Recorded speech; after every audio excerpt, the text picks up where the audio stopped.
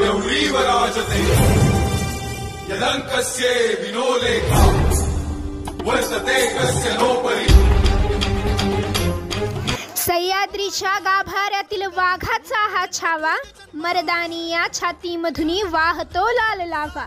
एक एक शब्द शंभूचा जणू तलवार झुंजावीरनी, त्याहुनी तीक्ष्ण जरती जडली जखमी वाघावानी। 14 मे अर्थात शिवसई सुपुत्र, मुघल संहारक, धर्मवीर, स्वराज्य संरक्षक, एका हातात शस्त्र आणि दुसऱ्या हातात लेखणी घेऊन इतिहास, वर्तमान आणि भविष्य काळात युवकांचे मन, मेंदू आणि मनगट बळकट करणारे छत्रपती संभाजी महाराज यांची इंग्रजी तारखेनुसार जयंती।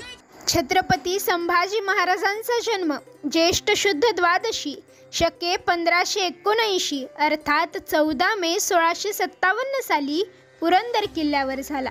सभासद बखरकार म्हणतो, राजियाची स्त्री निंबाळकर यांची कन्या सईबाई केली होती। ती प्रसूत जाहली, पुत्र जाहला, त्याचे नाव संभाजी राजा म्हणून ठेविले। बहुत उत्साह केला, धर्म बहुत केला। त्यानंतर 2 वर्षांनी 5 सप्टेंबर 1659 रोजी शंभू बाळाचे मातृछत्र हरवले। महाराणी सईबाई साहेब स्वर्गवासी झाल्या। दरम्यान राजांच्या पोषणासाठी कापूरहोळ गावच्या धाराऊ गाडीची दूधमाता म्हणून नियुक्ती जिजाऊंनी केली। शंभू राजांच्या शिक्षणासाठी केशव भट आणि उमाजी पंडित या 2 व्यक्तींची निवड करण्यात आली। चिटणीस बखरीमधील वर्णनाप्रमाणे राजांनी विद्याभ्यासाबरोबर घोडेस्वारी, शस्त्रविद्या, तालीम, तिरंदाजी, राजधर्म, दंडनीती, शास्त्रविद्या इत्यादी गोष्टींचे शिक्षण घेतले। शिवरायांनी 1661 साली शृंगारपूर ताब्यात घेतले व त्यानंतर शंभू राजांचा विवाह पिलाजी शिर्के यांची कन्या राजसबाई यांच्याशी झाला व लग्नानंतर त्यांचे नाव येसूबाई ठेवण्यात आले।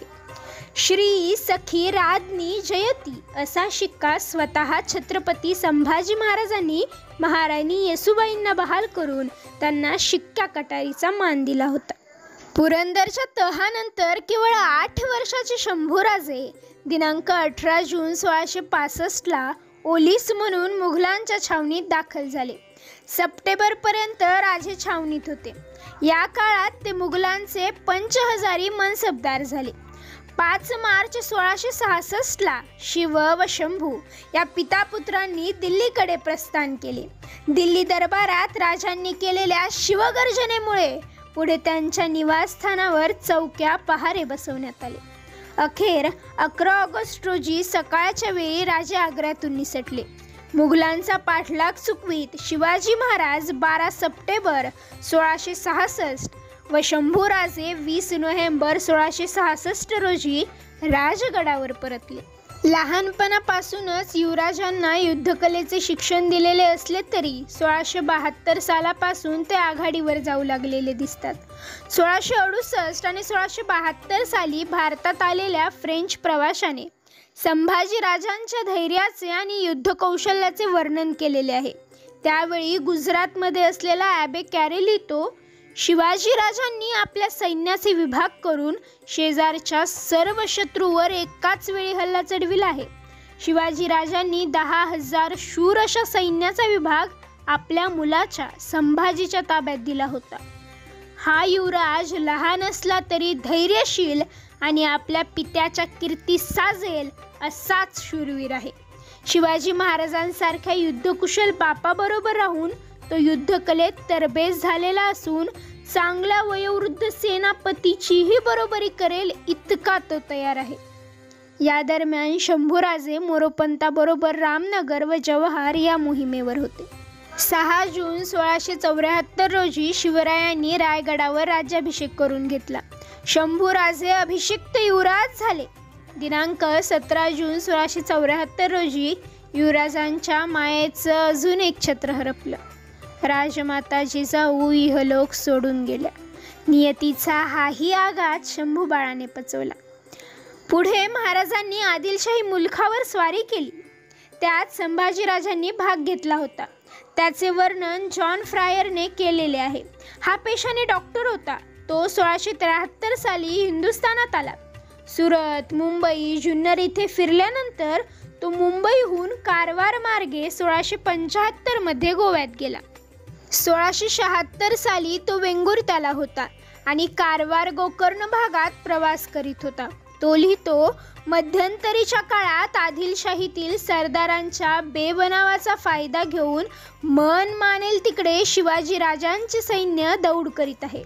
त्याच्या सैन्यातील संभाजीच्या नेतृत्वाखालील तुकडी थेट गोवळकोंडा राज्यातील भागानगरपर्यंत गेली आणि दुसरी तुकडी गोव्याजवळील फोंड्याच्या कोटावर चालून गेली.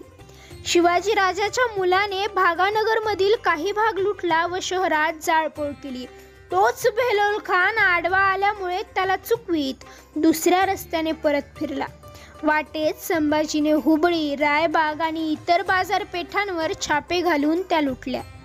पुढे ऑक्टोबर 1676 मध्ये शिवराय दक्षिण दिग्विजय मोहिमेवर निघाले. याच कालावधीत शंभूराजे शृंगारपुरात होते. कदाचित याच काळात युवराजांनी 7 शतक, नायिका भेद, नखशिक हे ब्रज ग्रंथ लिहिले, तर बुधभूषण हा संस्कृत ग्रंथ त्यांनी वयाच्या 14व्या वर्षी लिहिला.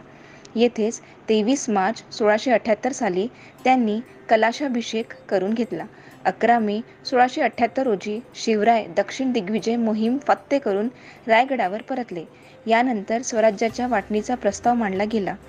ऑक्टोबर 1678 रोजी युवराज समर्थ रामदास स्वामींच्या दर्शनासाठी सज्जनगडावर गेले. पुढे 13 डिसेंबर 1678 रोजी संगम माहुली येथे ते दिलेर खानाच्या गोटात गेले आणि दिनांक 2 एप्रिल 1678 त्यांनी स्वराज्याविरोधात युद्ध करून भोपाळगड मुघलांना मिळवून दिला. 22 नोव्हेंबर 1679 रोजी युवराज परत स्वराज्यात आले. 13 जानेवारी 1680 रोजी शिवराय आणि शंभूराजांची पन्हाळगडावर भेट झाली. ही भेट राजा आणि युवराजाची नव्हती, तर एका पितापुत्राची होती. शिव आणि शंभूची ही शेवटचीच भेट ठरली. 3 एप्रिल 1680 चैत्र पौर्णिमा हनुमान जयंतीच्या टळटळीत दुपारी राजांची प्राणज्योत मावळली. अखंड महाराष्ट्र पोरका झाला. रायगड गहिवरला. सह्याद्रीचा प्राणवायू संपला आणि येथेच सुरुवात झाली कारभारांच्या स्वराज्यद्रोहाला.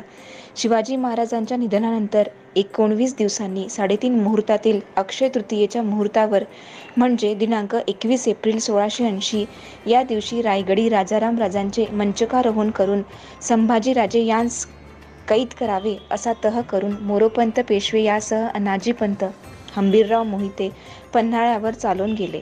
शिवापूर दप्तरातील यादीत पन्हाळ्याच्या मोहिमेचे नेतृत्व मोरोपंतांकडे असल्याचे नमूद आहे. येथे हंबीररावांनी नात्यांपेक्षा स्वराज्याला अधिक महत्त्व दिले व अनाजीपंत आणि मोरोपंतांना पन्हाळ्यावर कैद केले. पुढे युवराजांनी रायगड येऊन हा बेबनाव मोडून काढत 20 जुलै 1680 रोजी मंचकारोहण केले. दरम्यान 27 जून 1680 रोजी पुतळा मातोश्री सती गेल्या. कुडाळ ग्रामनिवासी नामदेव भट्टपुत्र बाकरे शास्त्री यांनी संस्कृतमधील दानपत्र दिले. हे दानपत्र संभाजी महाराजांच्या मंचकारोहणानंतर 1 महिन्यांनी म्हणजेच दिनांक 24 ऑगस्ट 1680 रोजी दिले. साधारण ऑक्टोबर 1680 मध्ये मोरोपंतांचा मृत्यू झाला. पुढे 16 जानेवारी 1661 मध्ये युवराजांचा राज्याभिषेक झाला. युवराज संभाजीराजे स्वराज्याचे दुसरे छत्रपती झाले. आपल्या 9 वर्षाच्या कारकिर्दीत संभाजीराजांनी अनेक लढाया केल्या व कित्येक लढाया जिंकल्या. सिद्धी, पोर्तुगीज, मुघल यांच्या विरुद्ध त्यांनी एकाच वेळी झुंज दिली. 1682च्या सुरुवातीला जिंजीरेकर सिद्धीचा कायम निकाल लावायच्या या हेतूने राजांनी जंजिऱ्यावर हल्ला केला. अनेक महिने आरमाराने जंजिऱ्यावर तोफांचा चौफेर मारा करून पण जंजिरा काही हाती पडत नव्हता. दरम्यान कोंडाजी फर्जत यांना गुप्तहेर म्हणून किल्ल्यात पाठवले गेले. पुढे ते पकडले गेले व त्यांना मारण्यात आले. अखेरीस समुद्रावर सेतू बांधायचा निर्णय झाला. मराठ्यांनी राजांच्या नेतृत्वाखाली सेतू बांधायला सुरुवात केली. यावेळी हसन अली खान या मुघल सरदाराने कल्याण भिवंडीवर हल्ला करून स्वराज्यात जाळपोळ सुरू केली. त्यामुळे राजांना ही मोहीम अर्धवट सोडावी लागली. 1682 साली शंभूराजांनी डिचोली येथे दारुगोळ्याचे कारखाने सुरू केले. गोवेकर पोर्तुगीजांच्या वेशीवर शस्त्रसाठा तयार होतोय हे पाहून पोर्तुगीज कोकणात रयतेचा छळ करू लागले. या दरम्यान पोर्तुगीजांनी चौलच्या किनाऱ्यालगत सिद्धीचा माणसांना आणि गलबतांना आसरा दिला होता. हे राजांना कळताच त्यांनी हल्ला करून चौलचे बंदर ताब्यात घेतले. 1682च्या कर्नाटक मोहिमेवेळी त्रिचिनापल्ली येथे शंभूराजांच्या आणि एकोजी राजांच्या संयुक्त सैन्याने चिक्कदेवरायचा पराभव केला. 1683च्या दरम्यान उत्तर फिरांगणमध्ये मराठी सैन्याने एकच हल्लाकोळ सुरू केला होता. तारापूर, अशेरी, चौल, रेवदंडा अशी ठिकाणी मराठ्यांनी वेढली होती. यावेळी पोर्तुगीजांनी दक्षिण फिरांगणमधील स्वराज्यातील फोंडा किल्ल्यावर हल्ला केला. 1 नोव्हेंबर 1683 रोजी हा हल्ला सुरू झाला. सलग 9 दिवस गडावर तोफांचा मारा सुरू होता. यावेळी किल्ल्याचे किल्लेदार होते येशाजी कंक. 9 नोव्हेंबर रोजी गडाचा तट ढसळला. मराठ्यांनी लाकडी तट उभारून मारा सुरू ठेवला. 10 नोव्हेंबर रोजी पोर्तुगीज सैन्य किल्ल्यात शिरू लागले. तेव्हा स्वतः शंभूराजे किल्ल्यावर चालून आले व पोर्तुगीज सैन्य कात्रीत सापडले आणि मराठ्यांचा विजय झाला. 24 नोव्हेंबर 1683 रोजी मराठ्यांनी राजांच्या नेतृत्वाखालील गोव्यातील जुवे बेटावरील किल्ल्यावर हल्ला करून किल्ला ताब्यात घेतला. कवी कलशाचे हाती कारभार आल्यापासून शिर्के आणि कवी कलश यांच्यात वाद होते. शिर्कांना त्यांचे वतन हवे होते तर कवी कलश वतनाविरुद्ध होते.